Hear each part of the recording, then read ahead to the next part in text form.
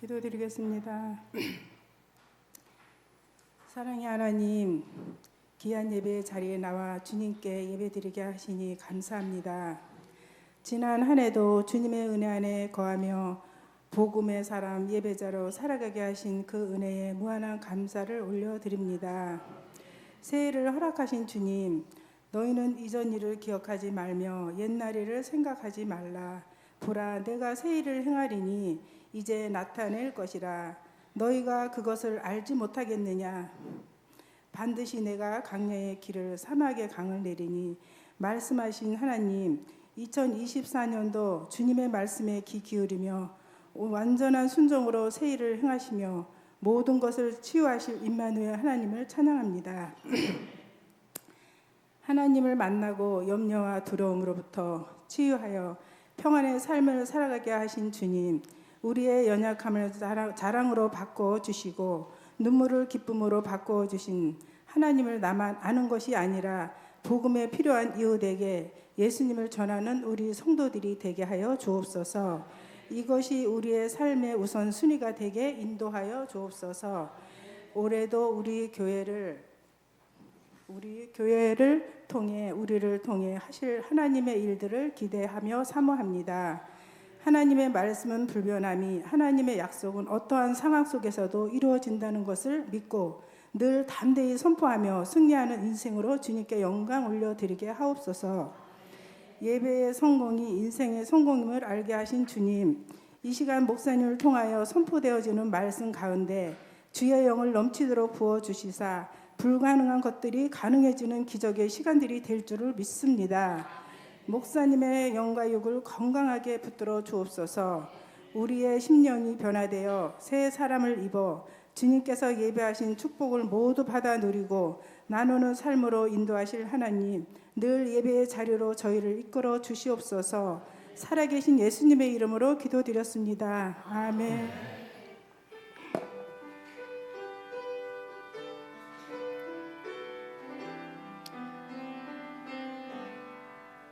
모든 영광을 하나님께,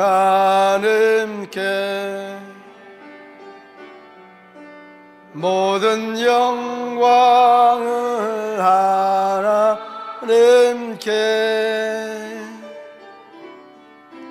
온 마음과 뜻 다해 주 사모합니다.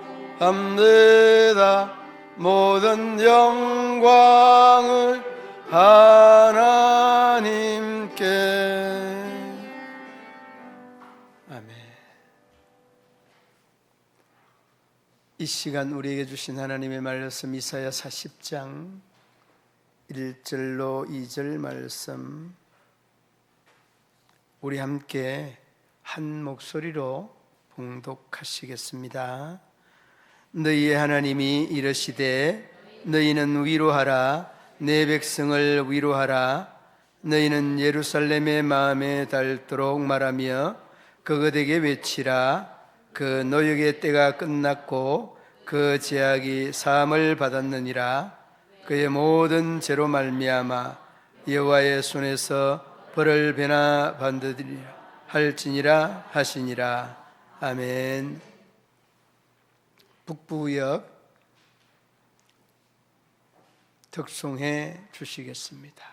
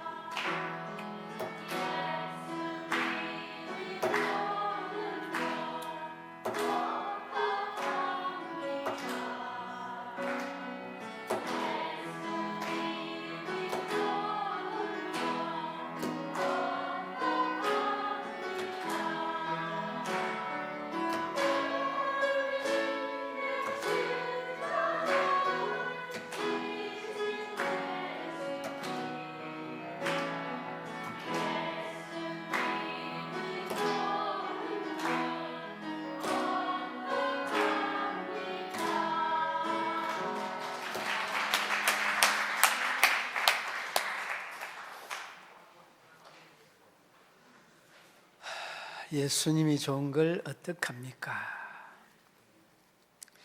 언제 들어도 저 찬양은 참 좋은 것 같습니다. 오늘 여러분 그 제목을 보니까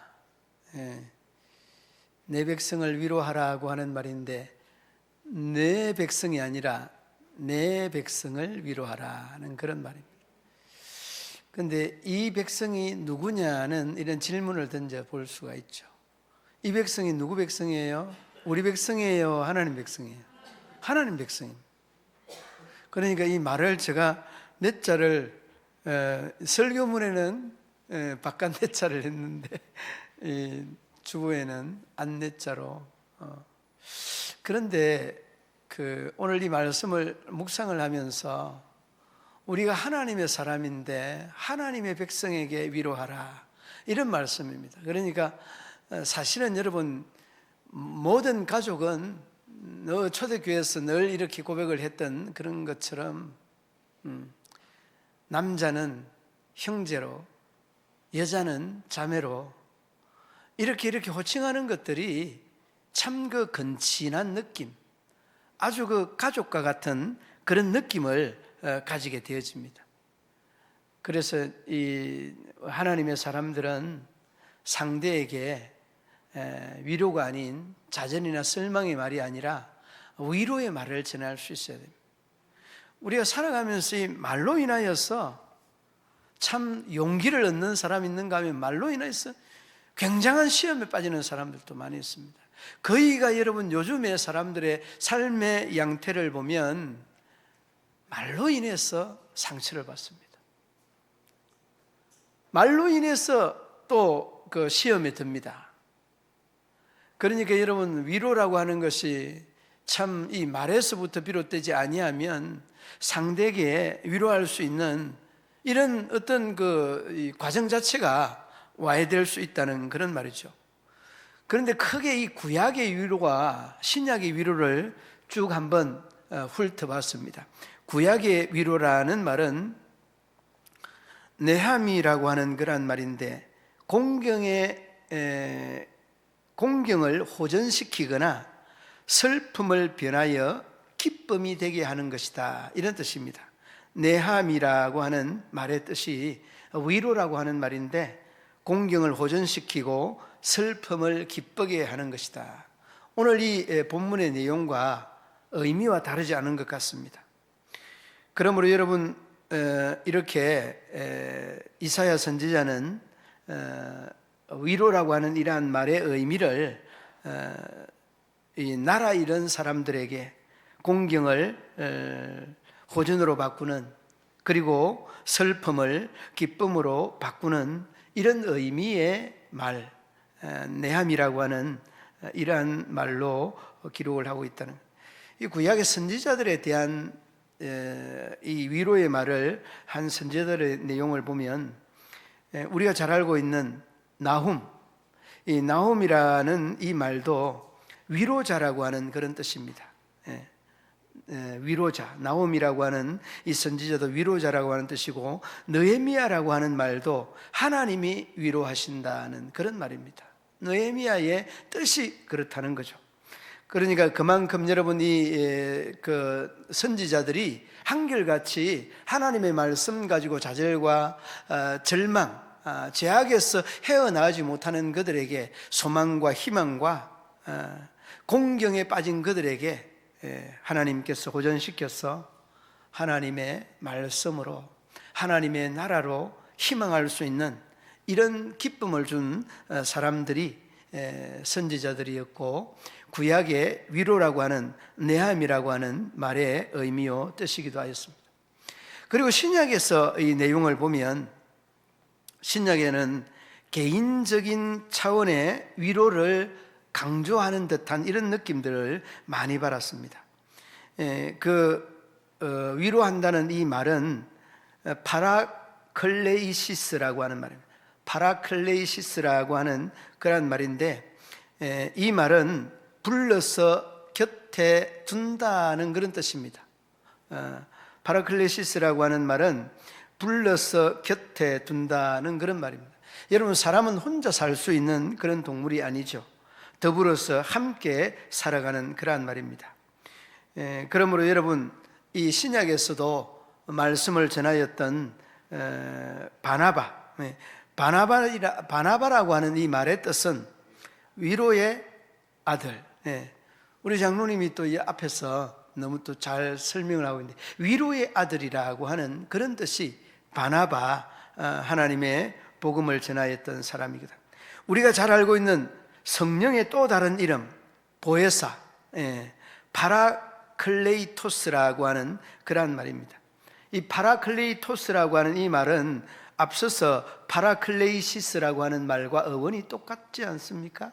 그러니까 신약에 대한 이 위로라고 하는 말의 의미는, 이 파라클레이토스라고 하는 말은 위로자, 대변인, 도우미, 이러한 말의 뜻이 파라클레이시스라고 하는 그 보에사 파라클레이토스라고 하는 말의 뜻이기도 합니다. 그러므로 여러분, 신구약을 망라하여서 위로에 대한 의미는 대동소이한 그런 말씀인데, 하나님 되심이 물론 성령이라고 하는 파라클레이토스라고 하는 이러한 말의 의미에서 볼 수 있듯이 위로자, 대변인, 도우미라고 하는 그런 말의 뜻인데, 이 말이 하나님에 대한 본성의 모습입니다. 그러니까 하나님 자체가 위로자고 하나님 자체가 우리의 도움이라고 하는, 대변인이라고 하는 그런 말이죠. 그러므로 여러분, 하나님과의 관계가 바로 잘 되어 있고, 위로자 되시는 하나님 그분과 친밀한 관계, 교제의 관계가 주어지면 우리가 어떻습니까? 우리의 생활이나 우리의 삶에서 만나는 사람들마다 위로를 줄 수 있고, 주는 그 위로로 위로받을 수 있다는 그런 말씀 아니겠습니까?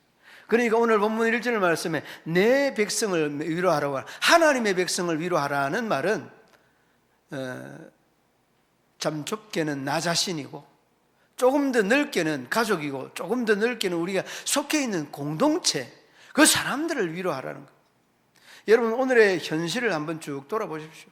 얼마나 공경에 빠져 있고 지쳐 있고 시련과 역경에 놓여져 있습니까? 그런데 여러분, 다시 한번 우리가 우리의 모습들을 쭉 돌아보면 정말 참으로 하나님이 주시는 위로가 필요하다. 그래서 여러분, 이 위로라고 하는 것은 우리가 어떤 그 생각이나 말씀에서 바탕을 떠나서 위로가 되는 것은 여러 관점에서, 다방면에서 위로가 가능합니다. 다방면에서 가능합니다. 어떤 사람에게는 대화만 해줄 수 있어도 위로가 됩니다. 어떤 사람에게는 함께 옆에 앉아만 있어도 함께 시간을 보내도 위로가 됩니다.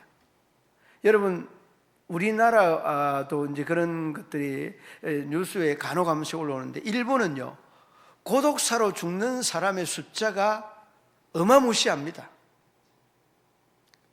이는 여러분, 우리의 10년 후에 어쩌면은 이 모습이 일본의 이런 현상들이 아닐 수 없다는 거죠. 여러분, 고독사라고 하는 것은 우리가 이 경제적인 부강이 주어지고 난 다음에 일어나는 현상과도 같습니다.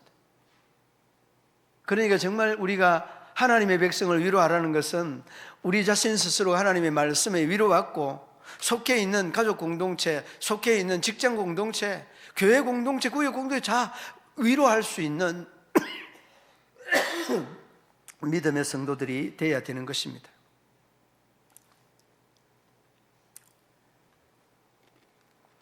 그러므로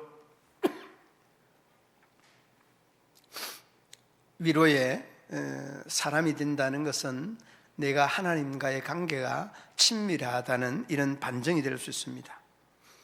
그러므로 우리 믿음의 성도들의 삶에 위로자 되시는 성령 하나님과의 아름다운 친밀한 관계가 이루어지기를 바랍니다. 이사야 51장 12절 말씀해 보면 이르시되 너희를 위로하는 자는 나 곧 나이니라. 여러분, 누굽니까? 하나님이 우리를 위로한다라고 하는 이 말씀은, 여러분, 파라클레오, 파라클레토스, 파라클레이시스, 이 모든 말씀들이 어원되는 하나님으로부터 나오는 말입니다. 그러니까 말씀에 대한 의미가 굉장히 심오한 뜻과 의미를 함축적으로 가지고 있습니다. 파라클레시스라고 하는 말 자체가 그런 뜻을 가집니다. 하나님은 우리의 위로자라고 하는 것을 여러 곳에서, 성경 여러 곳에서 볼 수 있습니다. 우리가 여러분 잘 알고 있는 고린도후서 1장, 그 고린도후서 1장을 무슨 서신이라고 합니까? 위로의 서신이다. 고린도후서 전체를 위로의 서신이라고.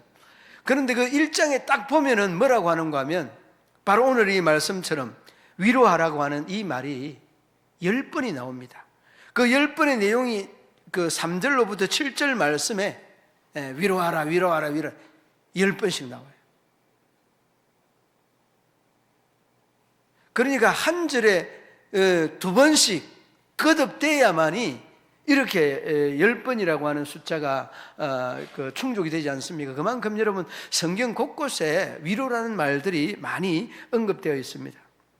그리고 고린도후서 1장 5절 말씀에 보면 이렇게 말합니다. 그리스도의 고난이 우리에게 넘친 것 같이 우리가 받는 위로도 그리스도로 말미암아 넘치는 도다. 여러분, 이러한 말씀에 대한 의미가요, 우리들 스스로에게 내가 하나님을 믿고 하나님을 의지한다라고 하는 이 자체가 얼마나 위로가 되는지 몰라요. 이는 말로 설명이 안 되고 설명을 할 수가 없는 겁니다. 저는 오늘 오전 찬양 예배를 오늘 오전에 성가대 찬양대의 찬양을 들으면서 얼마나 그 감정이 막 북받쳐 오는지 견딜 수가 없더라고요. 하나님의 은혜가 얼마나 귀하고 큰가 하는 거. 여러분들도 마찬가지일 거예요. 이 찬양에 대한 가사를 이렇게 딱 음미해 보면은 그 찬양이 그렇게 은혜가 되는 거예요. 다시 말하면 그 은혜가 된다는 말은 상처난 마음 속에 위로가 된다는 말이고, 그 위로가 되니까 이 감격이 북받쳐서 주체가 안 되는 거예요. 그러니까 여러분, 우리에게 성령의 위로가 있는 곳에는 반드시 눈물이 있습니다. 위로가 있는 곳에는 하나님의 은혜가 함께하는 것인데 얼마나 귀한지.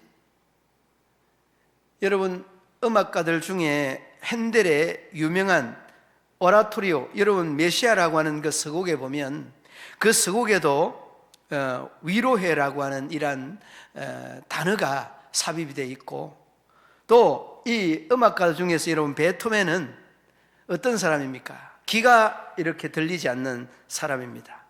소통이 안 되니까 그는 잘할 수 있는 것이 음악적인 소질이 있어서 위로하는 그 친구의 집에 가서 그 피아노를 30분을 치는데, 위로에 대한 이제 피아노겠죠.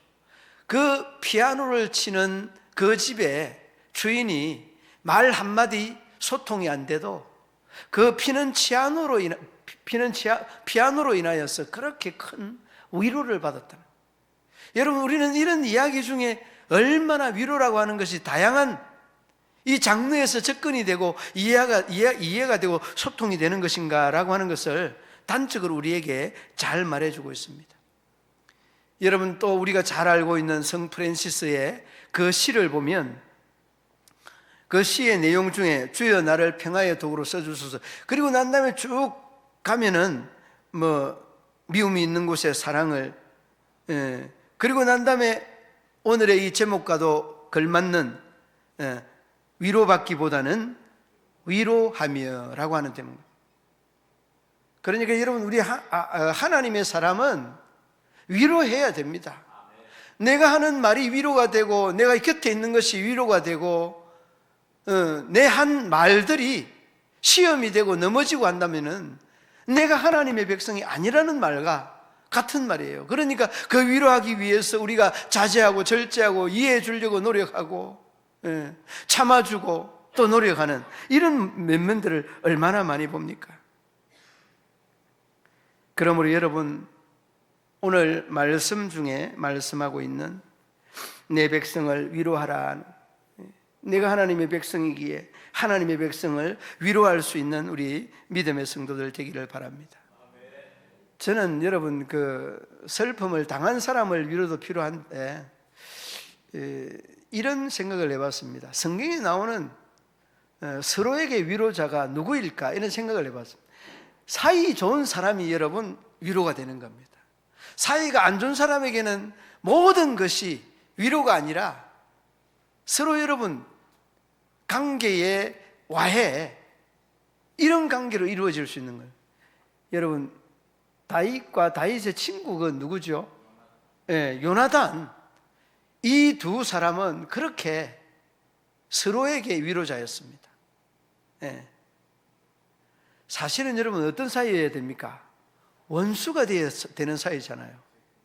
자기가 왕이 되어야 되는 이러한 상황에서도 아버지의 생각과 무관하게 이 다윗과의 관계를 회복하는 그 과정을 쭉 추적을 해보면요, 얼마나 서로에게 힘이 되고 용기가 되고 위로가 되었을까. 여러분 그런 친구 있습니까? 그런 친구 딱 한 사람만 있어도요 얼마나 큰 위로가 되는지 모릅니다. 얼마나 큰 용기를 얻는지 모릅니다. 그런 친구를 여러분 한 사람씩 사귀어 보시기 바랍니다. 그런 친구를 한 사람씩 만들어 보시기 바랍니다. 어렵지요. 사실 쉽지는 않습니다. 그런데 여러분 놀라운 것은 내가 노력해야 됩니다. 그런 친구 만들. 예수님이 나사로를 보고 뭐라고 했는지 아세요? 친구라고 했어요. 예수님이 나사로를 보고 친구라고. 그러니까 내가 조금 낮추어서 상대하고 맞출 수 있는 그런 믿음의 덕이나 믿음의 여유가 필요하다는 말 아니겠습니까? 아니 여러분 예수님이 뭐가 부족해서 이 나사로를 친구라고 말할 수 있겠습니까? 누가복음 12장 4절 말씀에 내가 내 친구 너희에게 말하노니. 여러분 예수님은 우리에게도 친구라고 이렇게 표현을 합니다. 그러니까 예수님이 우리와 친구라고 하는 말은 우리 또한 나보다 못한 사람, 덜 배운 사람, 덜 가진 사람, 연약한 사람, 부족한 사람, 그들과 친구라고 하는 말이 이렇게 의미적으로 우리에게 말씀해주고 있는 내용과 똑같은 겁니다. 예수님은 하나님인데 우리가 친구 될 수 있는 겁니까? 안 되는 거죠. 그렇지만은 예수님 우리에게 친구라고 한 것은 그 관계를 이렇게 소중하게 여기고 있다는 것. 제가 우리 친구 한 사람이, 이 친구는 악수를 하면 버릇이 좀 이렇게 안 좋은 버릇이 있어요. 저하고 악수를 하면서 눈은 우리 장로님에게 가 있어요. 악수를 나하고 하면서 눈은 옆 사람에게 가 있는. 그럼 매번 그래요. 그래 내가 얼굴을 이렇게 돌리면서 이제 악수를 하고 하니까 눈치를 챘어요. 얼굴을 이렇게 돌리면서 악수를 하니까 이 친구가 알아봐요. 이제 자기가 손 잡고 내 얼굴이니까 그냥 얼굴을 갖다 대요. 눈을 갖다 댄다고.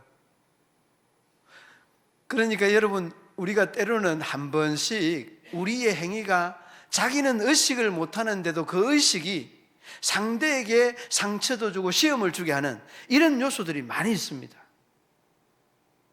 이런 것들만 조금만 우리가 생각을 한다면 얼마나 더 아름다운 친구와의 관계, 위로자의 관계, 좋은 이웃과의 관계 되겠습니까? 작은 거거든요. 그런데 우리 속에 이런 것들이 적지 않게 많이 있습니다. 단순하게 악수뿐만이 아니라 말도 그렇습니다. 우리는 말을 여러분 상대방의 입장에서 말을 하는 것이 아니라 내가 보고 들은 것들을 내 입장에서 말을 한다니까요. 이게 쉽지 않습니다, 여러분. 상대방의 입장에서 말한다는 것도 쉽지 않지만은 상대방을 헤아리는 것도 쉽지 않습니다. 그러니까 여러분 말이 힘든 거예요. 그러니까 우리가 위로자의 관계가 아니라 우리와의 관계가 완전히 이 초랍을 발생하고 일어나는 그런 관계로 탈바꿈하는 이런 면면들을 얼마나 많이 봅니까? 그러므로 여러분 다시 이 내 백성을 위로하라고 하는 말씀의 의미를 돌아가서 내가 하나님과의 관계가 위로자의 관계고 예수님이 우리의 친구라고 한다면 여러분과 여러분과의 관계 속에, 여러분과 여러분의 이웃 속에, 가족 속에 이 위로자, 친구와의 관계, 이런 관계가 성립되기 위해서는 어떻게 해야 됩니까? 내가 상대에 대한 배려의 말이나 생각이나 의식을 선행적으로 해야 된다는 거예요. 그렇게 돼야 여러분 우리가 나를 위로할 수 있고 상대를 위로할 수 있는 거예요. 말은 쉽습니다. 그러나 결코 쉬운 것은 아닙니다. 그렇다고 쉬운 것이 아니다고 불가능한 것도 아닙니다. 그러므로 여러분 이 말씀에 대한 의미를 다시 한번 되새기면서 우리가 위로받고 또 위로해 줄 수 있는 이런 믿음의 성숙한 성도들이 되시기를 주님의 이름으로 축원합니다. 하나님 아버지 은혜와 사랑을 감사합니다. 날마다 순간마다 우리에게 향하시는 하나님의 뜻을 저희들이 잘 헤아려서 참으로 공경에 처해 있는 많은 사람들을 호전시키고 슬픔이 변하여 기쁨이 되게 하는 구약적인 위로와 아울러서 참으로 신약의 성령님이 우리를 불러서 곁에 주는 파라클레오토스라고 하는 이 말씀의 의미를 다시 한번 되새길 수 있는 우리 모든 성도들 다 되게 하여 주옵소서. 예수님 이름으로 기도드리옵나이다. 아멘. 교회 소식은 여러분 참고해 주시기를 바라고, 오늘 아마 마치고 난 다음에 우리 당회와 함께 또 강고가 여기 읍사무소 앞에 책방이 하나, 오늘 등록하신 분이 책방이 하나 생깁니다. 그게 신방을 가야 되는 이러한 사항이 놓여져 있습니다. 그래서 여러분 시간이 조금 바쁠지라도 여러분 관심을 좀 가져주시고, 새로운 가족 여러분 늘 관심을 아우러서 잘 믿음생활, 신앙생활 할 수 있도록 최선을 다해 주시기 바랍니다. 마치고 난 다음에 바로 신방을 가도록 하겠습니다. 197장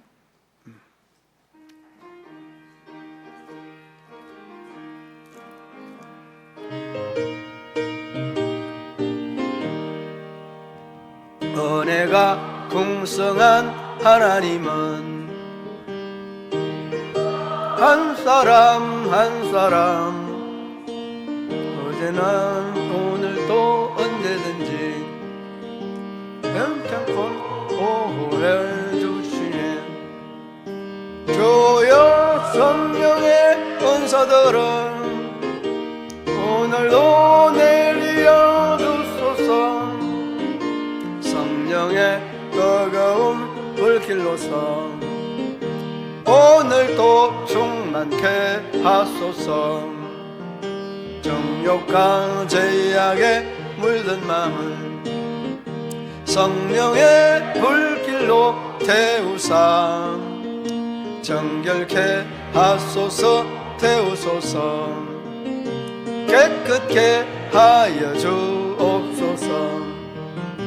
주여 성령의 은사들은 오늘도 내려 주소서. 성령의 뜨거운 불길로서 오늘도 충만케 하소서. 일생의 제물로 돌아가신 우리 주 예수여, 구속의 은혜를 내리시사 오늘도 구원해 주소서. 주여 성령의 은사들은 오늘도 내려 주소서. 성령의 뜨거운 불길로서 오늘도 충만케 하소서. 주님의 깊으신 은혜만은 세상에 널리 전하리라. 하늘의 능력과 권세로서 오늘도 입혀주옵소서. 주여 성령 오늘도 내리어 주소서. 성령의 뜨거운 불길로서 오늘도 충만케 하소서. 아멘. 전후좌우에 인사 나누시겠습니다. 안녕하십니까. 사랑하고 축복합니다. 축도로 예배를 마치겠습니다. 이제는 구주 예수 그리스도의 죄에서 구속하신 은혜와 하나님 아버지의 한없는 사랑과 성령의 교통하시며 위로하시며 인도하심이 우리 모든 성도들과 가정과 기업과 직장과 사업터 위에 영원토록 함께 하시기를 축원하옵나이다. 아멘.